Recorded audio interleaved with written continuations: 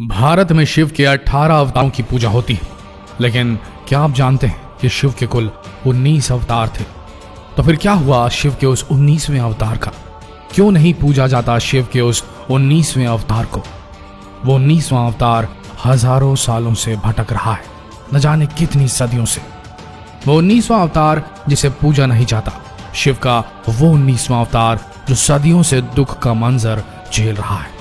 वो कभी दिन में छलावे की तरह तो कभी अंधेरी रात में चुपचाप आता है। कौन है वो?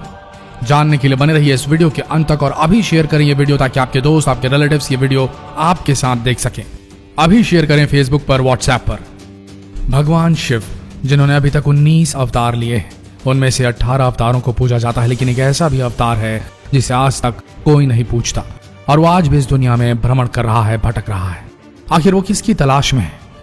कुछ लोगों ने एक दिव्य शरीर वाले इंसान को देखा है जो परेशान होता हुआ अपने जख्मों को आराम देने के लिए तेल मांगता हुआ फिरता है। वो महाभारत काल में भी था और आज भी जीवित है, क्योंकि उसे तब श्राप मिला था।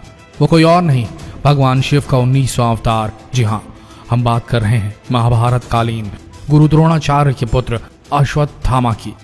जिन लोगों ने उसको देखा है वो कहते हैं कि वो आज भी जिंदा है। कुछ लोगों ने नहीं देखा, वो भी कहते हैं कि वो आज भी जिंदा है। हमारा इतिहास बेहद पुराना है, लेकिन फिर भी महाभारत को इतिहास में कोई जगह नहीं मिली, जिस कारण महाभारत के किस्से बस मिथक बनकर रह गए। इनमें से एक है, क्या अश्वत्थामा जिंदा है, या फिर अश्वत्थामा के जिंदा या फिर मृत होने का किस्सा आज भी लोगों के लिए उलझन बना हुआ है। यह भी अभी तक का सबसे बड़ा रहस्य है। महाभारत काल से कोई भी व्यक्ति जिंदा नहीं है, सिर्फ और सिर्फ एक ही व्यक्ति है और वो है स्वयं अश्वत्थामा। लेकिन क्या अलग अलग लोगों का एक ही घटना से सहमत होना महज एक इत्तेफाक है, या फिर सच में उन्होंने अश्वत्थामा को देखा था? आज की इस खास वीडियो में हम आपको बताने जा रहे हैं कुछ गहरे राज। मध्य प्रदेश के बुरहान जिले से 20 किलोमीटर दूर असीरगढ़ किला, जो न जाने अपने अंदर कितने राज दबाए हुए हैं, जिसे लेकर लोगों की अलग अलग धारणाएं हैं। यहाँ के लोगों का कहना है कि यहाँ स्थित एक खास मंदिर है जहाँ हर रोज अश्वत्थामा आते हैं। इस मंदिर का नाम है गुप्तेश्वर मंदिर, जहाँ अश्वत्थामा रोज आता है और कब चला जाता है इसके बारे में किसी को पता नहीं चलता और कोई भी उसे देख नहीं पाता। कहते हैं कुछ लोगों ने उन्हें देखने की कोशिश की, उनका पीछा किया और फिर आखिरी में उन्हें नसीब हुआ, और सिर्फ हुआ तो वो है मौत।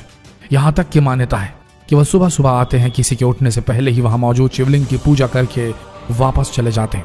हालांकि कुछ लोगों का दावा है कि उन्होंने अपनी आंखों से अश्वत्थामा को देखा है, लेकिन अगर ये सिर्फ और सिर्फ एक ख्याल है, कल्पना है, तो वो कौन है जो रोज सुबह मंदिर का ताला खुलने से पहले ही शिवलिंग की पूजा करके चला जाता है? और आखिर वो ऐसा करता क्यों है?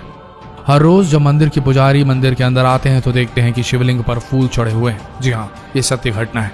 उन्हें हर रोज शिवलिंग पर जल चढ़ा मिलता है। हर रोज सूरज ढलने के बाद असीरगढ़ के इस किले में किसी को रुकने नहीं दिया जाता। सब जगह ताले लगा दिए जाते हैं, किले को चारों तरफ से बंद कर दिया जाता है। तो आखिर इसके अंदर कोई कैसे आ सकता है, कैसे घुस सकता है? क्या यह संभव है? ये तभी संभव हो सकता है जब वह कोई ऐसा पुरुष हो जो दिव्य शक्तियों के बारे में जानता हो या फिर दिव्य शक्ति ग्रहण कर रखी हो। जिन लोगों ने अश्वत्थामा को देखा है उनका कहना है कि अश्वत्थामा दिखने में किसी आम इंसान की तुलना में काफी बड़ा है। उनका कद बहुत ही ऊंचा है, वह गहरे जख्म और साथ ही कोढ़ रोग से ग्रस्त है।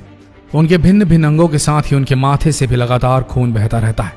इन घावों को भरने के लिए वो कई बार लोगों से तेल भी मांगते रहते हैं और कई बार जंगल में मौजूद कई जड़ी बूटियों का इस्तेमाल भी करते रहते हैं। ऐसा कहा जाता है कि साफ तौर पर महाभारत में भी है कि महाभारत के समय में ही अश्वत्थामा काफी ज्यादा घायल हो गए थे, जिस कारण उनके घाव अभी तक नहीं भरे। वो भी जंगलों में भटक भटक कर श्री कृष्ण द्वारा दिया गया श्राप भुगत रहे।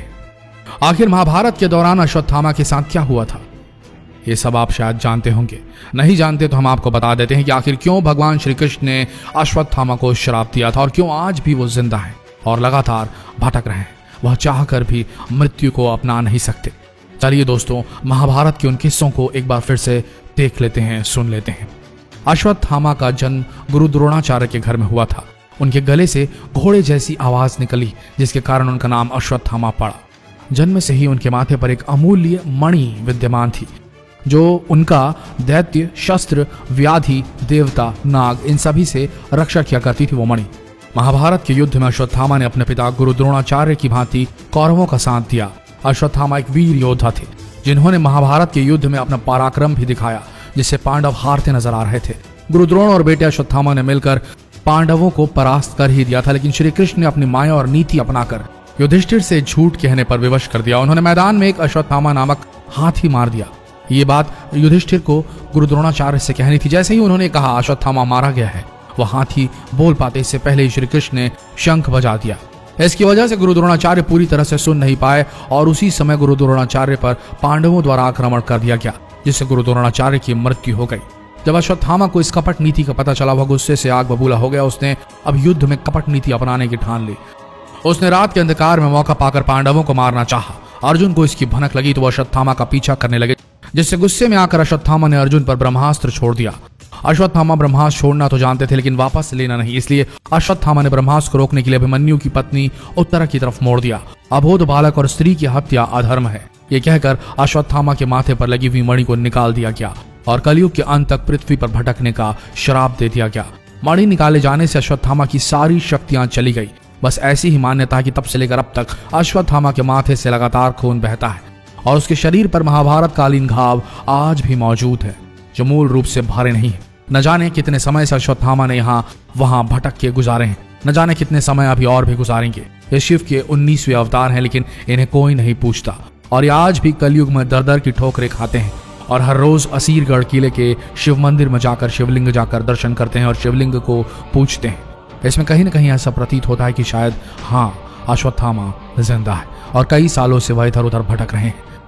ऐसा कब तक होगा, ये तो भगवान श्री कृष्ण ने अपने श्राप में कह दिया था, कलयुग के अंत तक होगा। तो दोस्तों, ये थी कथा शिव के 19वें अवतार अश्वत्थामा की। आशा करते हैं जानकारी आप सबको अच्छी लगी होगी। ऐसी जानकारियों के लिए अभी शेयर कीजिए ये वीडियो फेसबुक पर, व्हाट्सएप पर और अपने संबंधियों तक ये वीडियो पहुंचाएं। अगर अब तक आपने इस पेज को फॉलो नहीं किया तो यही सही समय होगा। मिलते हैं अगले दिलचस्प वीडियो में, तब तक के लिए आप सबका वीडियो के अंत तक बने रहने के लिए धन्यवाद।